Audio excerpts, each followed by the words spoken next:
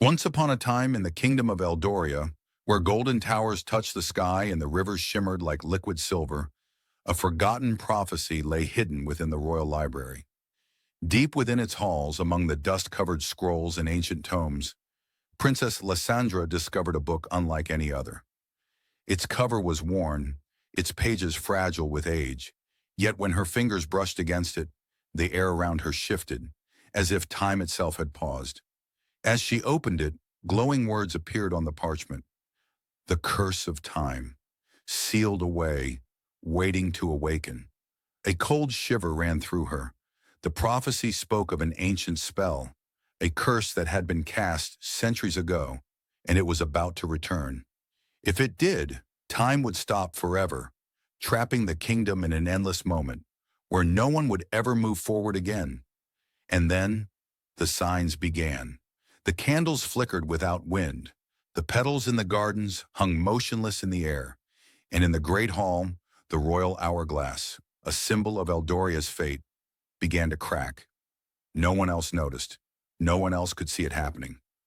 Only Lysandra. She had one chance to break the spell before the kingdom became lost in time forever.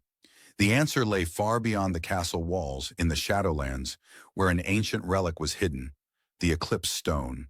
A stone that could bend time itself, but to find it, she had to face a journey that no one had survived. The journey into the Shadowlands.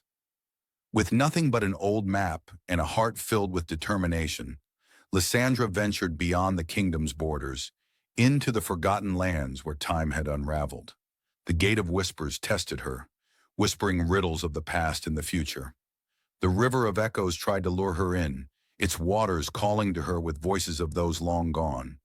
But she pressed on.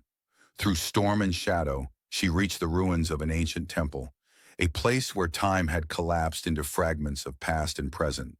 And there, at its heart, on a stone altar, the Eclipse Stone pulsed with golden light, waiting to be claimed.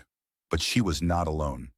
From the darkness, a figure stepped forward, Prince Kyle, the exiled heir, a man whose name had been erased from history.